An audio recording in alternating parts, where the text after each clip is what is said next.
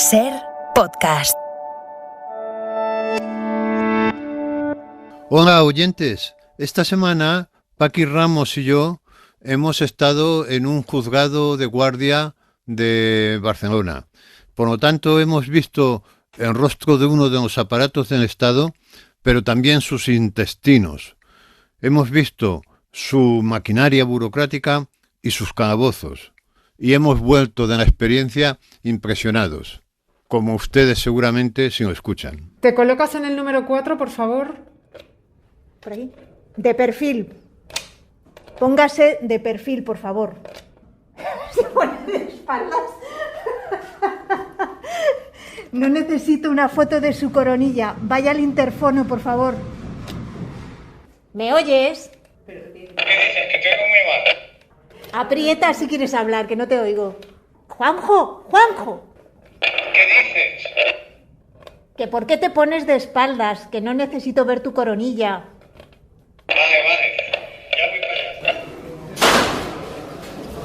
para allá. La foto de espalda tiene gracia también. Pero ya no te estaba haciendo fotos.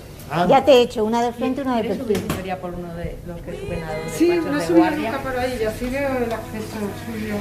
Y entramos directamente en una sala de vistas. Vale. ¿Pero quieren a una sala de vista o a la de guardia? Lo que me digan.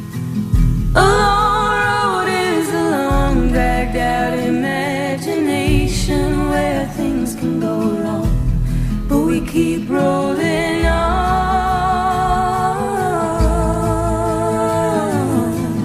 Anda, que con todos los delincuentes que andan por ahí sueltos, que acabes tú fichado, Juanjo.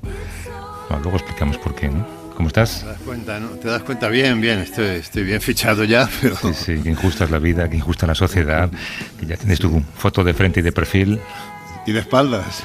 de espaldas por lo que hemos escuchado. Estaba pensando, mientras escuchaba esta conversación y cómo Paqui te combinaba, por usar un verbo suave, a apretar el botón para hablar, un día también podíamos hacer una sección que fuera tú y Paqui hablando de vuestros problemas, de vuestra relación, cómo ha evolucionado, ¿no? Cómo os habéis ido descubriendo el uno al otro, cómo hay momentos en los que no os soportáis, me imagino.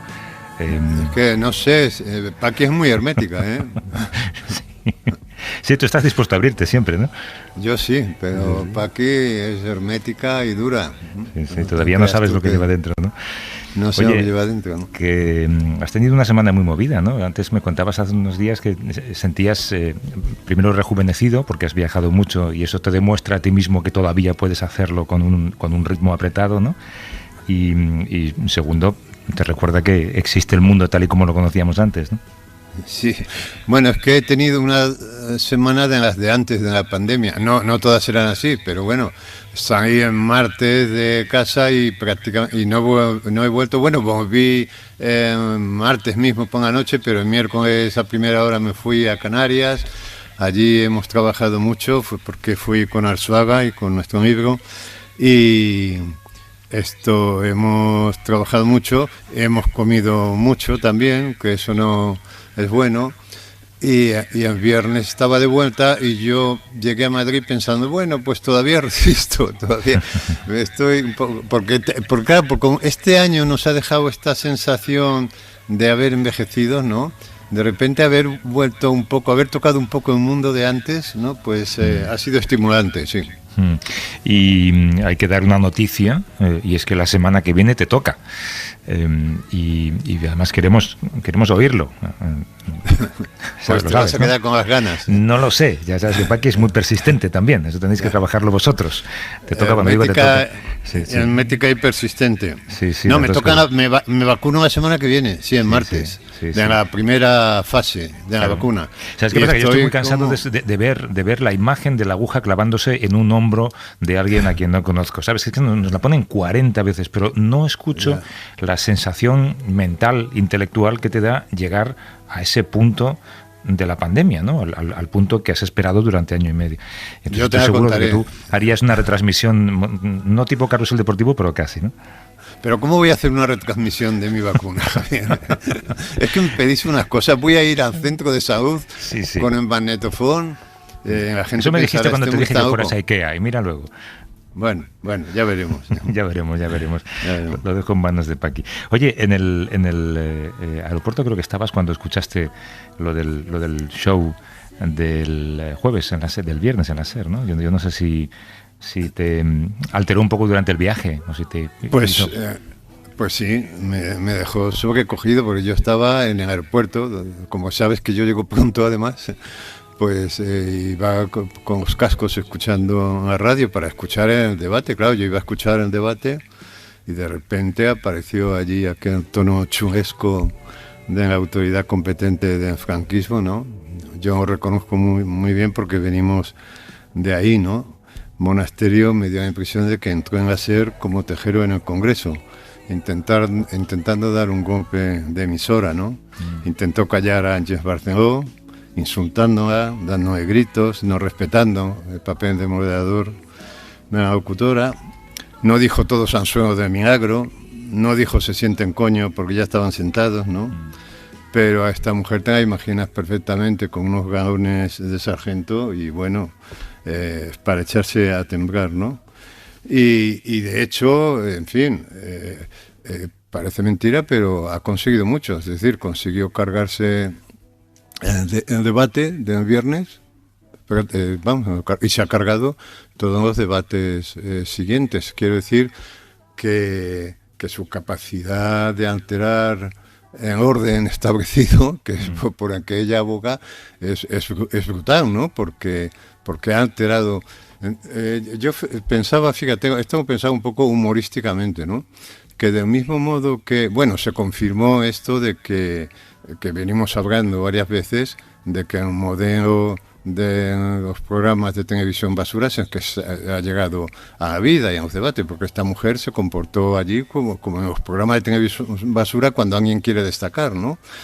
Y luego ocurrió como en las familias. Tú sabes que en muchas familias, en Nochebuena, se ha hecho un pacto que es que no se habla de política para evitar estas situaciones, ¿no?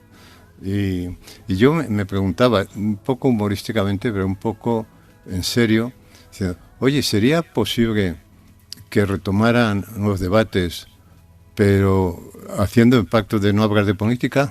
Es decir, que volvieran a debatir los 6 candidatos a la autonomía de Madrid, ¿no? Pero sobre Kierkegaard. Con un pacto, no hablemos de política, no, pues cómo están tus niños, pues los míos bien, cómo van en el colegio, porque a lo mejor así, hablando de la vida cotidiana, pues se restablecían los niveles necesarios de decencia para empezar un debate. Yo me relaciono todos los días con muchísima gente que seguro que no tienen nada que ver conmigo desde el punto de vista político. Pero no ocurren, no se dan estas situaciones. Tú vas a un mercado, al supermercado, coges un taxi y te estás relacionando con gente a que te preguntas por cómo está la familia, y a lo mejor están en las antípodas ideológicas tuyas, ¿no? Pero bueno, hablando de estas cosas, por eso yo, en fin, lo propongo. Pero, de todos modos, aparte de eso, de la capacidad de alterar toda una campaña, una persona, y además el partido con menos posibilidades, excepto Ciudadanos, de alcanzar el 5%, ¿no? Ha logrado convertir estas elecciones en una especie de alternativa entre democracia o fascismo, ¿no? Y entonces esto quiere decir que olvídate de los programas electorales. Quiero decir que aquí, pues, ¿qué pasa con las reformas laborales, con las blindajes de las pensiones, con todo lo que nos dicen ahora desde Bruselas que tenemos que hacer, ¿no? Es decir, que... Es verdad, eso que dices, que ha cambiado todo lo que pasó el viernes, ¿no? Porque también el género del debate, esto lo intentábamos conversar ayer, ¿no? Yo creo que ahora mismo pues nos tenemos que sentar en los grandes medios de comunicación a pensar esto cómo lo hacemos. Lo primero, habrá que tener guardias de seguridad para cuando alguien no se calla a la quinta vez que se le pide que se calle, pues esto ya lo consideramos disturbios y por tanto pues hay que sacarle, ¿no? Que es muy violento, ¿no? Tendré que coger a un político en volandas y sacarle por la puerta, pero parece que no va a haber otra opción al fin y al cabo. Pues imagínate, a veces hay que sacarnos del Congreso así, ¿no? Esto sí, no, es tremendo, pero lo más tremendo es ahora en la sensación de indefensión en la que quedamos los ciudadanos porque es que ahora, ya te digo, olvídate de los programas, o sea, ¿qué programas van a presentar si lo que primero que hay que restablecer es el nivel de decencia para poder hablar? Para poder hablar de lo que sea. Entonces te das cuenta de que los candidatos pues dicen cosas sueltas, pues sí, que a veces además son de orden negativo en lugar de orden positivo, porque por ejemplo de Gabilondo lo que está quedando es que no va a subir los impuestos. Pues fíjate tú, qué programa, no subir los impuestos, pero esto es lo que está quedando, ¿no? Ayer oí a Mónica García y tampoco decía, o sea, quiero decir que esto va, en fin, lo ha contaminado todo para que veas la capacidad de contaminar. Y además, fíjate, logró que nos olvidáramos de algo que es muy grave, pero es que, claro, nos vamos acostumbrando a todo, ¿no? Que es el asunto del cartel electoral de los menores no acompañados, de los MENAs, que además un juez ha dicho que no se quite, y esto es que es horrendo, porque es discurso de odio. Claro, el otro día leía un Twitter que me parece que era de Nacho Escolar, no estoy seguro, pero creo que era de él, que decía: si usted no entiende lo de los MENAs, donde pone MENA, ponga judío y lo entenderá.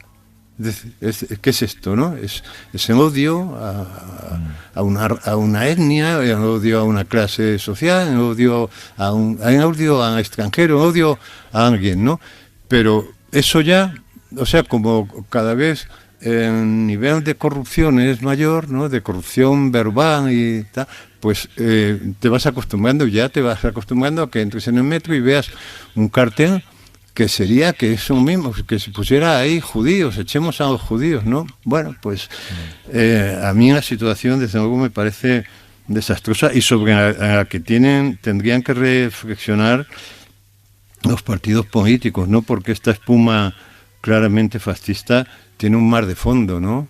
Y el mar de fondo pues es lo que se ha venido alimentando aquí desde la crisis de 2008, ¿no? Bueno, de lo que llamamos la crisis, que no era una crisis, que fue una estafa, lo mal gestionado que se ha hecho todo eso, ¿no? Lo mal gestionadas que están las desigualdades sociales, el mundo de trabajo, la anulación de los sindicatos, ¿no? De manera que, no sé, si yo tuviera responsabilidades en partidos demócratas y sobre todo en partidos socialdemócratas como el PSOE, me preguntaría por todo esto en un momento en el que estamos viendo que los despidos de la banca, incluso de la banca en la que el Estado ha metido dinero, se cuentan por miles, en las que el 45% de la población juvenil pues está sin trabajo y en otro 40 y tantos % con trabajos precarios, ¿no? En fin, la falta de horizontes, la sensación de proyectos, ¿no? La ausencia de un contrato social y la impresión de estar en unas sociedades estructuradas, ¿no? Es en caldos de cultivos como este donde surgen estas, en fin, estos brotes, ¿no? Y aquí hablamos mucho tú y yo siempre de cómo se construyen los personajes, ¿no? Cómo de repente la ficción se encuentra en la realidad con personajes que están mejor construidos que los que a ti se te imaginarían, por ejemplo, ¿no? Y en el caso de esta mujer, que además tú has publicado hace poco un perfil sobre ella, ¿no? Que tiene, yo qué sé, pues aparte de los modales de Blas Piñar, que es lo que tú describías un poco antes, ¿no? Los modales de haber pasado toda una vida gritando a los sirvientes o a las sirvientas, ¿no? En casa.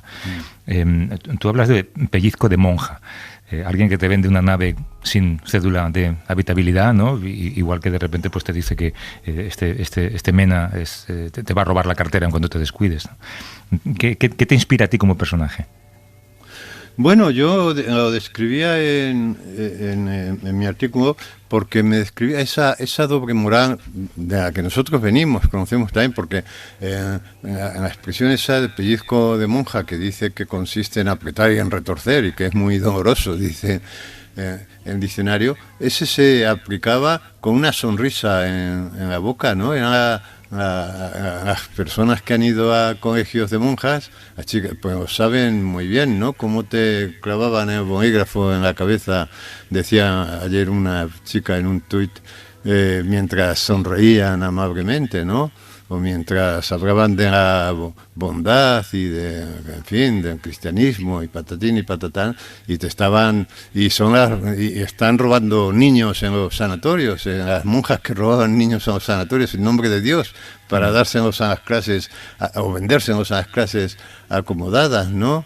O la hipocresía esta que hemos vivido en la iglesia, ¿no? Que era una fábrica de pederastas y sin embargo estaban, en fin, con un discurso sobre la bondad, sobre la gente confiaba a sus hijos a colegios de religiosos creyendo que estaban seguros, y fíjate, ¿no? Claro, todo eso forma parte de la doble moral que tienen quienes tenemos cierta edad conocemos muy bien, ¿no? Y de esta clase de gente que en nombre de la libertad quitan la libertad, y luego, claro, como no tienen límites de ningún tipo, pues claro, ellos se aprovechan ellos no son demócratas, pero aprovechan todos los resquicios de la democracia, ¿no? Y tú a veces pues tampoco sabes cómo reaccionar, porque claro, dices, ¿cuál es?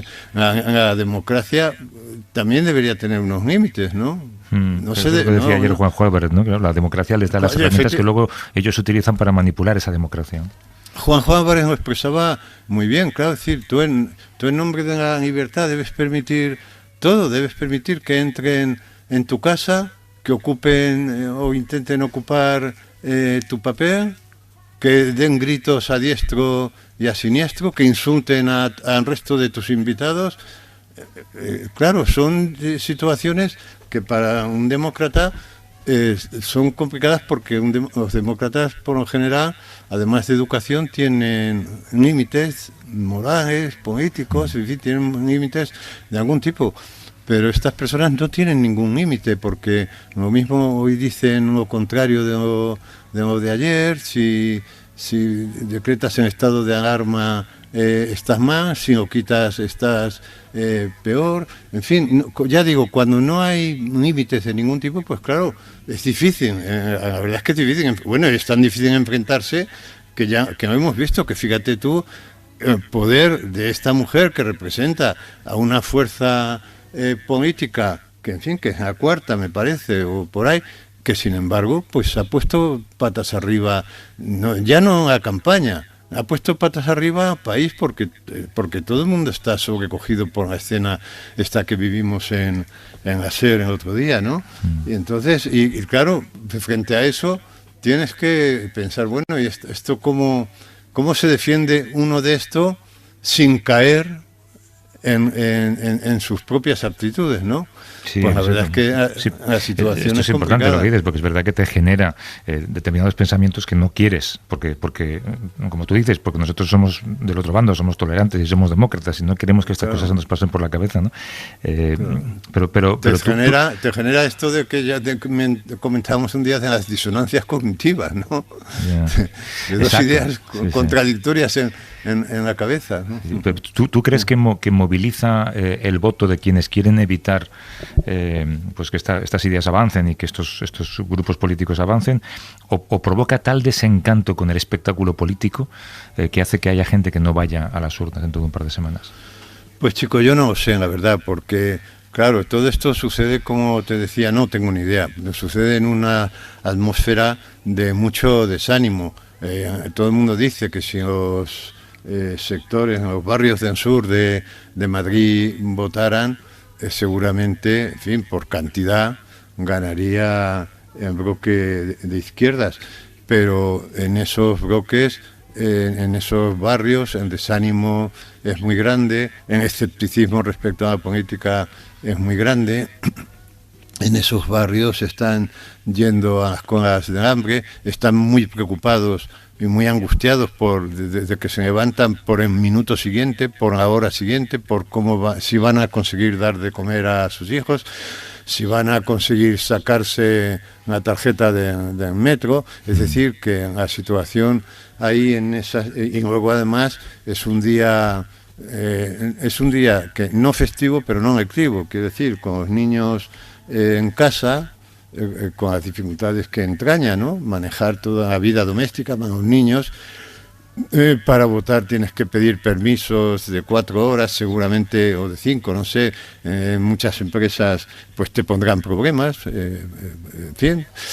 O sea que en las situaciones es difícil, ¿no? Y yo no me atrevería a hacer ningún pronóstico, pero lo que está claro es que si ellos suman, si Ayuso, que se parece mucho a esta señora Monasterio, y Monasterio suman, no cabe duda de que bueno, gobernarán, y ya hemos visto lo que ha pasado en Murcia, ¿no? Que están que tienen nada menos que la Concejalía de Educación, es decir, los cimientos de la sociedad, ¿no? Sí, calla. Da un poco de escalofrío. Déjame pensar que para quien le interesa el tema, desde luego, la historia política de Estados Unidos está plagada de maniobras de la derecha republicana para evitar que la gente vote, para buscar las maneras más complejas posibles de hacerlo cada vez más difícil, sobre todo a quienes, como dices tú, tienen un trabajo, tienen una familia que mantener, tienen un trabajo que pueden perder, a lo mejor, ¿no? Y, claro, porque además maneja maneja muy bien el discurso antipolítico. No os votéis, que los políticos en otro día, recuerdo que en un momento de este debate fracasado, de este debate frustrado, Gabilondo me decía a Monasterio, pero oiga, no haga usted este discurso antipolítico, ¿no? Porque ese discurso antipolítico lo que hace es desmovilizar a la gente, moviliza a su gente, pero desmoviliza a la otra, ¿no? Pues yo creo que en estos momentos es muy peligroso hacer un discurso de todos son iguales, de tal. En fin, hay que reflexionar, hay que pensar cómo hemos llegado aquí, pero hay que llevar mucho cuidado con los discursos antipolíticos, ¿no? Y hay que recordar lo que ayer también decía Juanjo, ¿no? Que la única herramienta que tenemos para que estas cosas no pasen, pues es esa, la de ir a la urna y depositar nuestro voto, ¿no? Y déjame recordar también una cosa, porque tengo además un amigo afectado por ello, que es la misma persona que vendía naves industriales sin cédula de habitabilidad como si fueran pisos que puedes habitar, ¿no? O sea, quiero decir que es alguien que se mueve en el yo puedo hacer lo que quiera, ¿qué pasa, no? Esto es. En fin, oye, esta semana os metisteis en un lugar donde no entra mucha gente, a no ser que estén detenidos o a no ser que sean funcionarios de justicia. El Tribunal Superior de Justicia de Barcelona nos dio permiso para que paséis una jornada en el Juzgado de Guardia de Incidencias junto a Cristina Ferrando, que es la jueza que ese día estaba de guardia. Aquí tenemos a el Servicio de Vigilancia de Seguridad, que controla que nadie de fuera pues que se cuele. Exacto. Y bueno, están haciendo esta... Pasando una frontera entre el público y los funcionarios.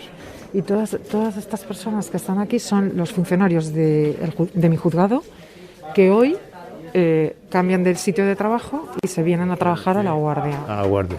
Y que están con unos papeles y un subrayador tomando notas. ¿Se están leyendo los casos? ¿Qué están haciendo? Se están leyendo todas las denuncias. Las incidencias es la puerta de entrada de todas las denuncias, querellas, partes médicos, atestados de la ciudad de Barcelona. Hola. Buenos días. Rosa, Roberto, Ramón. Nosotros lo calificamos con un protocolo que ha establecido ya su señoría.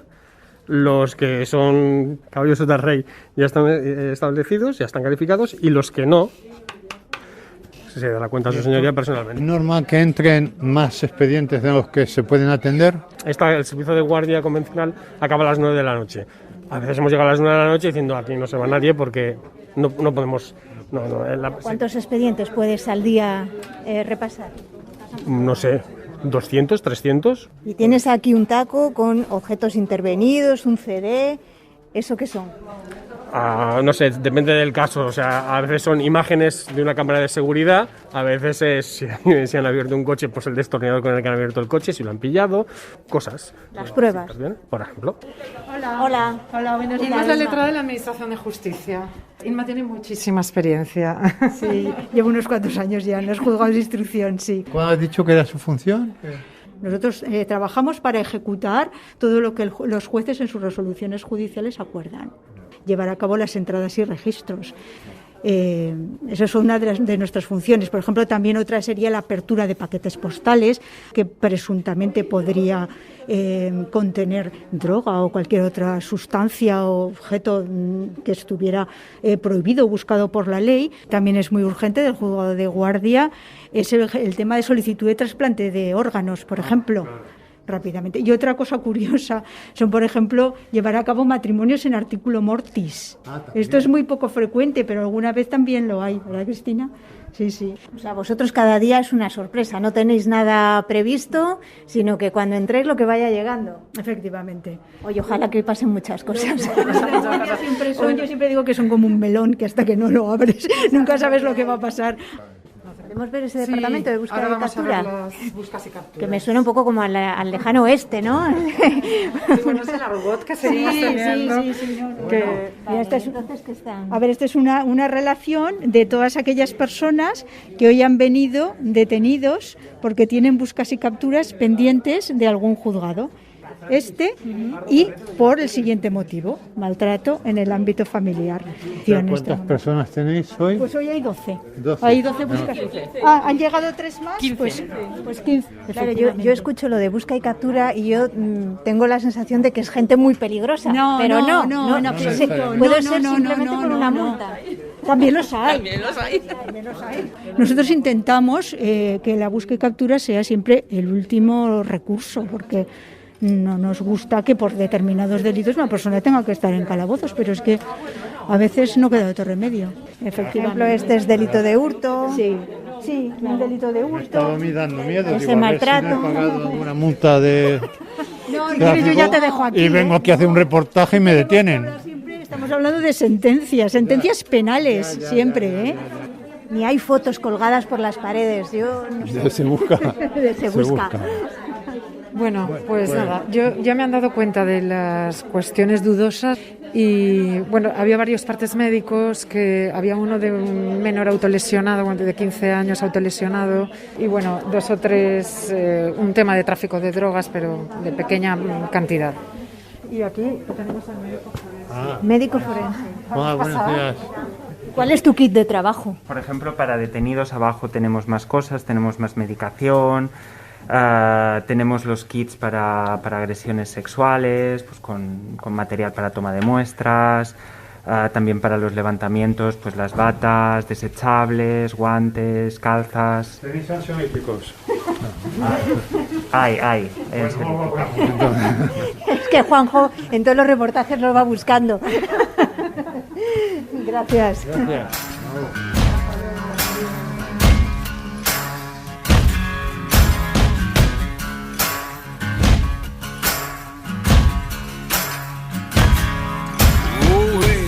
Si tú al final siempre te haces amigo del que tiene la llave del cajón de los ansiolíticos, ¿eh? Que tienes un radar para esto. Sí, es que mi único objetivo en la vida es reducir la ansiedad. O sea, yo escribo para reducir la ansiedad, leo para reducir la ansiedad, hago radio para reducir la ansiedad, en fin, todo es para la ansiedad. Matrimonios in articulum mortis. Cada uno de esos matrimonios tiene que tener una historia maravillosa, ¿verdad?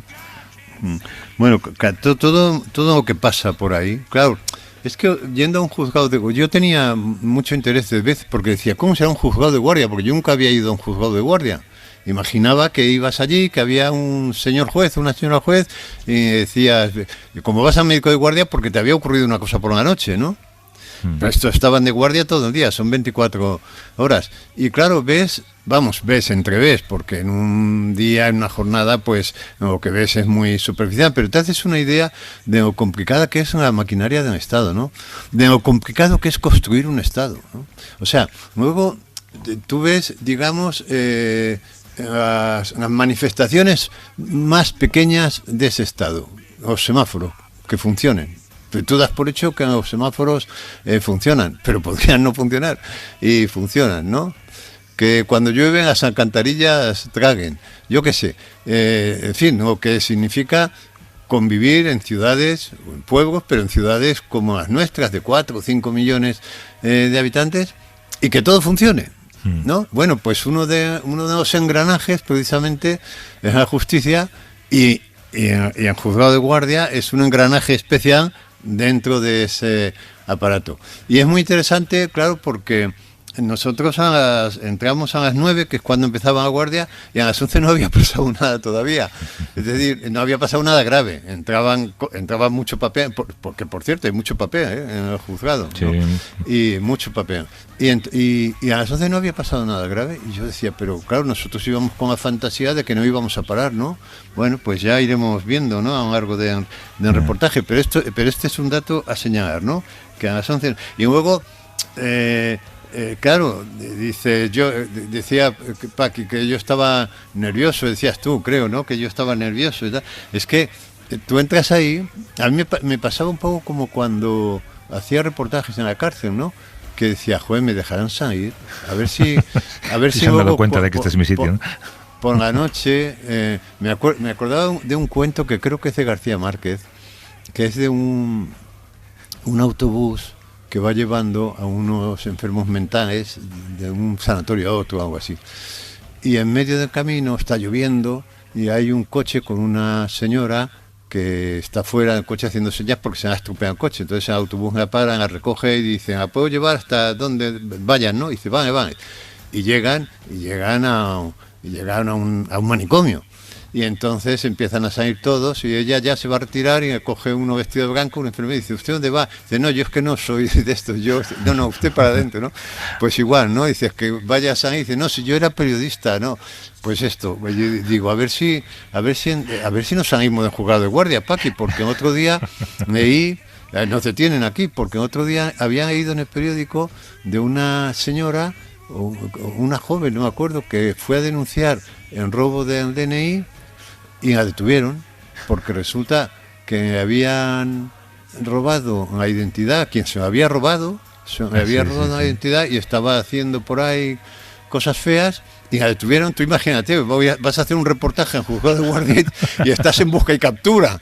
Claro, porque esto era muy inquietante, ¿no? De repente damos con alguien que estaba en busca y captura y mira, se le ha pillado, y por una casualidad, porque se ha saltado un semáforo y tal, y yo por eso pregunté, porque claro, yo no sé, yo no tengo multas de tráfico, yo no tengo multas de nada, pero claro, uno nunca sabe lo que ha hecho, ¿no? Claro. Y dije, oiga, y los de... Si yo tengo una multa de tráfico, puedo estar en busca y captura, porque claro, al que está en busca y captura y lo cazan, no me quita nadie unas horas de calabozo. Hombre, claro. Y por eso, si estabais así de nerviosos en la zona de oficinas, no quiero ni imaginar cuando bajasteis al siguiente nivel, al debajo. A ver. Todas las puertas que requieren esto son las que acceden a la zona interna, que está reservada solo a trabajadores, funcionarios, personal del edificio y también a la policía. Entonces esto ya es zona interior. Aquí no puede entrar el público. Ya es... Hola. Son los pasillos internos que comunican todos los juzgados de guardia. Creo que baja, sí. Y ahora vamos a -1, que es el área de custodia, donde están todos los detenidos. Los calabozos. Rosa es la Mosso d'Esquadra, que está de jefa, o sea, es la responsable del área de custodia. Jordi es mi segundo. Su segundo. ¿Cuántos detenidos tenéis hoy? 36 en total. Sí, 36 en total, correcto, y unos 28 presos que vienen de prisión a hacer diferentes gestiones con los diferentes juzgados penales o de instrucción. ¿Ese es el número normal que podéis tener diariamente? Era superior. Con el tema COVID, una de las cosas que ha traído es que el número de detenidos de Barcelona ha bajado. Pero ni un solo día de pandemia ha dejado de pasar a detenidos, ¿verdad? Un solo día. Surgían nuevas cosas. Por ejemplo, se detenían muchas personas del tema globo, que en lugar de llevar comidas llevaban, por ejemplo, sustancias. A ver, ¿podemos echar un vistazo? Te asusta un poco, ¿eh? ¿Sabes lo que...? La zona asusta un poco. Esta está vacía, ¿no? Tenemos un total de 24, como ha dicho la sargento, y tenemos 2 celdas que son específicas para lo que nosotros llamamos salud pública, digamos que tienen en lo que sería el lavabo una filtro, porque si la persona quisiese tirar algo, deshacerse de algo, ahí se podría intervenir y librar a la autoridad judicial. Ahora mismo acaban de pasar por el pasillo 4 chicos detenidos. Que es la segunda conducción ya. Nosotros aquí tenemos 2 conducciones, una que tendrán que estar aquí los detenidos a las 9 de la mañana y después hay otra conducción, una segunda en el día, que tienen que estar a las 12. Pues oye, hay trasiego, ¿eh? Ahora es tranquilito. Hoy es tranquilito y hay ¿Alguna vez se ponen violentos? Se hacen contenciones porque se ponen violentos con ellos. Entonces nosotros también tenemos que proteger la seguridad de la persona detenida y hay veces que si se están dando cabezazos, cualquier cosa, tenemos que proceder a una contención y llamar al médico forense. Y entonces sí que hay episodios... ¡Qué angustia! Sí, a ti te da claustrofobia un poco. Es que, digo, en algún momento se van a dar cuenta de que yo debería estar aquí. Les enseño el circuito, si quieren, de las libertades. Ahora están haciendo uno. La gente Una salida. Han mirado el número de detenido que es, han ido a por sus pertenencias y ahora allí pasarían por este pasillo. Y tú eres como el ama de llaves, ¿no, Rosa? Bueno, todos los agentes tienen sus llaves. Tenemos que apartarnos para que pasen, Sí, ¿no? paseo. Mira, ahora pasa una chica. Es la primera chica que vemos aquí. Lo que tendríamos serían, allí tienen la mesa con los objetos, firmará que se le devuelven y ya procederíamos a hacer lo que es el live y las huellas dactilar para comprobar que la persona que sale es la persona correcta. Correcto, porque sí que se ha dado alguna vez que suben y luego entre ellos se cambian la ropa o dices, Mohamed, ¿no? Y sale el que no es porque ya se lo han hablado. ¿Por qué? Si yo digo que soy usted y me dan la libertad sin haber hecho esa comprobación, cuando usted vaya a ingresar a la prisión y diga, no, yo no soy, ahí tenemos un problema. A usted le voy a dar la libertad igual y voy a tener un problema. Ella dará la autorización, entonces ya saldría por esta puerta, hasta que no cierre una, no abrirá la otra. Y por ahí ya salen directamente a la calle. Aquí es donde se ubican los figurantes. Como vemos en las películas, uno junto a otro. De frente a un espejo. De frente a un espejo y al otro lado del espejo está la persona que tiene que reconocerle, ¿no? Y nos mandarían las instrucciones por aquí. La orden vendría a ser pónganse de pie y pónganse de lado y siéntense. O miren al frente, porque a veces entras y te les ves todos mirando hacia abajo, no se les ve el rostro, ¿no? Correcto. ¿Y a la rueda puede participar cualquiera? Aquí es diferente, ¿eh? Aquí primero buscaríamos entre la gente que tenemos aquí custodiada. Pero si es alguien así, por ejemplo, este señor que era como un trolebús, te vas a la puerta de un gimnasio. Y cualquier ciudadano tiene la obligación de colaborar con la justicia. Claro, pero es verdad lo que dices, te cambias un poco el pelo, el color. Ahí está la pericia y ya. Nosotros hemos buscado personas o hombres que era complicado, con pelo largo, y cuando llegas aquí está rapado cero. Dices, Una foto yo ahí en el número 4. Pero no puedes volver a pasar, ¿puedes volver a...? Sí, pues venga, pasa. ¿Te colocas en el número 4, por favor? Por aquí. Póngase de perfil, por favor. ¿Tiene algo más que decirme? Acuda al interfono.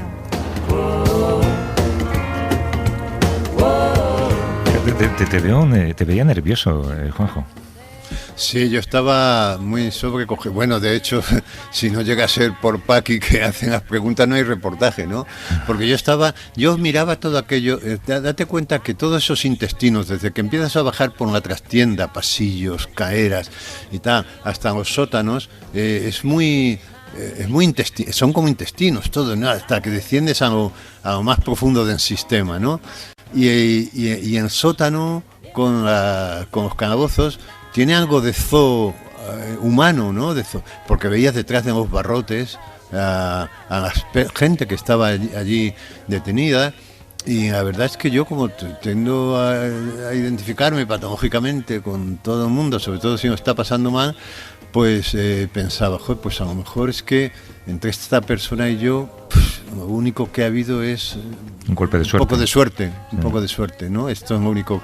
Y entonces estaba muy sobrecogido y me acordaba, contaba a Paqui una historia que me dijo Paqui, cuéntasela a Pino, que era que de cuando hice un reportaje en Soto del Real, que me contó un hombre en la siguiente historia, era un colombiano, y me contó que su padre, hacía años, decidió venir a Europa para, en fin, hacer una vida nueva, porque allí no había manera de salir adelante, ¿no?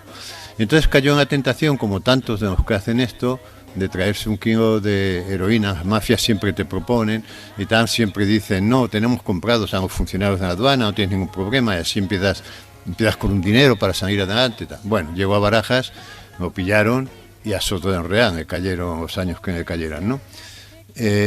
Y pasaron como... Bueno, este hombre iba llamando a su casa desde la cárcel, pero sin decir que estaba en la cárcel porque era una vergüenza para ellos. Ellos eran de una familia de clase media, venida a menos, y esto era una vergüenza. Y entonces él decía, pues estoy en Barcelona, estoy en Madrid. Luego empezó a decir que estaba en París, que estaba en busca de un sitio mejor. Y luego fue espaciando las llamadas hasta que dejó de llamar. Y se perdió.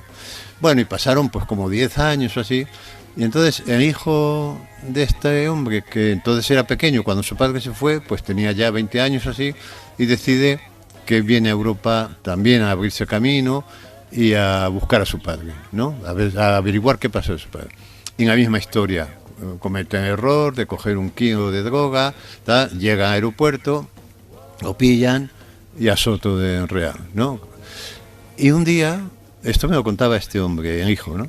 Y un día estaba paseando por el patio de Soto de Enrea, pues en esa escena típica de los paseos por el patio, ¿no? Con las manos atrás, y de repente levanta la vista y ve venir paseando de frente a él a su padre. Y entonces me contó que se miraron un segundo, se reconocieron y siguieron adelante fingiendo que no se habían reconocido. Porque les daba vergüenza reconocerse. Y unas semanas después, el padre tuvo un permiso de fin de semana, porque ya llevaba tiempo en la cárcel y tal, y no volvió. Fíjate qué historia, ¿no? Historia, o sea, esa mirada, ese cruce de miradas de un segundo, dudar si abrazarse o no y seguir adelante. Me puso los pelos de punta. Entonces me acordé, claro, viendo a todos estos detenidos, ¿no? Allí me acordé. Es muy impresionante. Yo me preguntaba... preguntaba a la jueza, en fin, un poco de ropa, oiga, ¿por qué los calabozos no los colocan en la séptima planta donde hay luz? Y ustedes, los jueces, trabajan aquí en el sótano, porque ustedes al final luego se van a su casa. Y veamos, pero claro, esa combinación de sótano, luces blancas de neón, es verdad, tengo que decir, que obedecía a la imagen que tenemos de los calabozos de las películas, pero menos cutre, es decir, todo estaba mucho más higiénico, las paredes estaban pintadas, las celdas súper limpias, es decir, tenía este tono siniestro de calabozo y de sótano, ¿no? Luego esto tienen un catering, porque claro, mucha gente me pilla allí a la hora de cenar, a la hora de comer. Pero en cualquier caso, bueno, ya hoy, claro, estabas allí y de vez en cuando pasaba alguien, todos esposados, todos iban esposados. Pues la verdad es que era muy conmovedor el espectáculo, ¿no? Sí. Y en fin, y por eso yo estaba un poco tan nervioso, yo que no, claro, yo estaba mirando a todos lados y además Paqui me decía, Paqui estaba tan preocupada por el reportaje, claro, porque Paqui es una profesional, yo no, pero Paqui estaba tan preocupada por el reportaje que seguía preguntando y preguntando, porque Paqui no para de preguntar, ¿no? Pero yo me quedé mudo y Paqui me decía, pero ¿por qué no? Me decía luego, ¿por qué no hablaba? Digo, porque estaba asustado. Y ella estaba tan embebida en el trabajo que dice, cuando oí la grabación es cuando escuché los ruidos de las celdas, los ruidos metálicos de las celdas, de los gritos que se oían de fondo.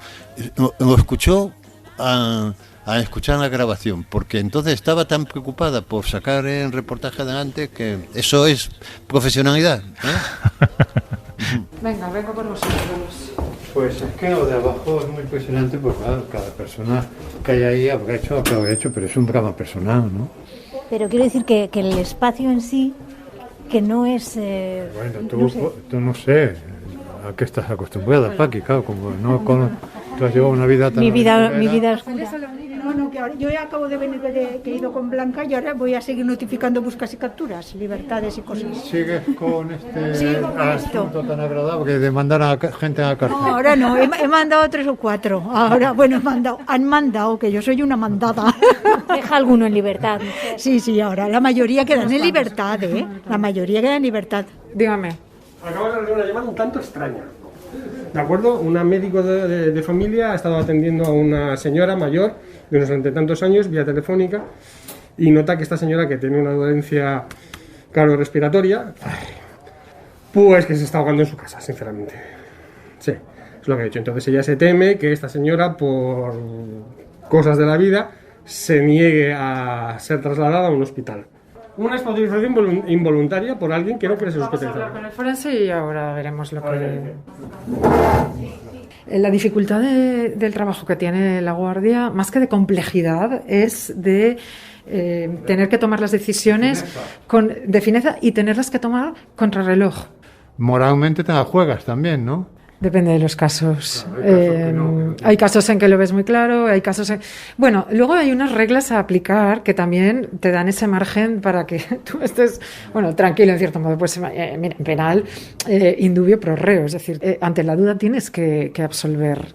Uy, esto es un fajo de billetes de 200 euros falsos. ¿Cuánto dinero hay aquí? 38 fajos de billetes de 200 euros. Que una vez analizados son 41.200. Estos son para hacer un tipo de estafa que ahora está de moda, que se llama el Rip Deal. Es como el timo de la estampita, pero en moderno. ¿Quieres hacerle un interrogatorio a la jueza? Sí, un poco sí. Señoría, ¿cuántos años tiene? 51. ¿Y llevas ya muchos años? Llevo muchos años. Yo llegué a Barcelona en el 98. ¿Y de los casos que tienes ahora entre manos, hay alguno que sea un poco especial, un poco espectacular, que nos puedas contar algo de él? Todos los juzgados de instrucción llevamos todo tipo la investigación de todo tipo de delitos. Cualquier tipo de delito que te puedas imaginar. ¿Cuál dirías que sería el caso de tu vida? Nosotros, el caso que llamamos Método 3, se investigaba la instalación de un micrófono en una mesa en el restaurante La Camarga, donde estaba Alicia Sánchez Camacho, una diputada del PP. Y bueno, ahí salió un tema de espionaje político y se investigó a esta agencia de detectives. Y claro, es difícil trabajar estos casos cuando tienes mucha presión de los medios. Bueno, pues publicando cosas que dices, esto no es exactamente lo que está ocurriendo dentro del procedimiento. Y vamos a subir a la segunda planta, que es donde está la sala de vistas que uso yo normalmente. ¿Tú has ido alguna vez a un juzgado a declarar o algo? Sí, hace muchísimos años, sí. ¿Por qué? Era una cosa de una guardería donde había una cuidadora que había sido denunciada por malos tratos. Y yo era uno de los padres. Sí, me puse muy nervioso. Bueno, si vas como un testigo, pues oye, es una experiencia, ¿no? Claro está. Su señoría lleva una tarjeta mágica porque va abriendo todas las puertas con ella, ¿no? Hace pic y va abriendo. Déjame agradecer a Cristina Ferrando, a la jueza Cristina Ferrando, que os acogiera de esta manera tan amable y os diera este tour y os explicara cómo funciona, también al Tribunal Superior de Justicia de Barcelona, a la responsable de los museos, que también aguantó vuestra pesadez, supongo, y vuestra curiosidad, ¿no? Y claro, yo no sé si sois un talismán, porque cuando estabais allí no pasó nada y en cuanto os marchasteis llegó una denuncia por agresión sexual, 2 fallecimientos por causas naturales, una petición de auxilio internacional desde Suiza para intervenir un vehículo. Quiero decir lo normal, pero mientras que estabais allí en realidad no pasó nada, ¿no? No pasó nada, pero pero tampoco lo que pasó después es exagerado en una ciudad de 4 millones de habitantes, ¿no? Quiero decir que la gente es buena. Es decir, que se han ido, porque claro, yo pensé, por ejemplo, en levantamientos de cadáveres. Yo pensé que íbamos a levantar 7 cadáveres, ¿no? Y entonces yo me acordaba de esto que me decía Arzuaga, que somos una especie mansa, una especie domesticada, porque en una ciudad tan grande como Barcelona, que es equiparable a Madrid o cualquier, pues realmente no sucede lo que pasa por tu imaginación. Ahora tú ves el telediario, claro, en el telediario sale todo lo malo y por lo tanto se magnifica y a veces puedes deducir, caramba, cómo está, qué peligrosa esta ciudad. Bueno, te aseguro que nada. Pues me encanta terminar así, Juanjo. Oye, que mucha suerte el martes. Lo escucharemos el domingo, espero. Hasta luego. Gracias. Hasta luego.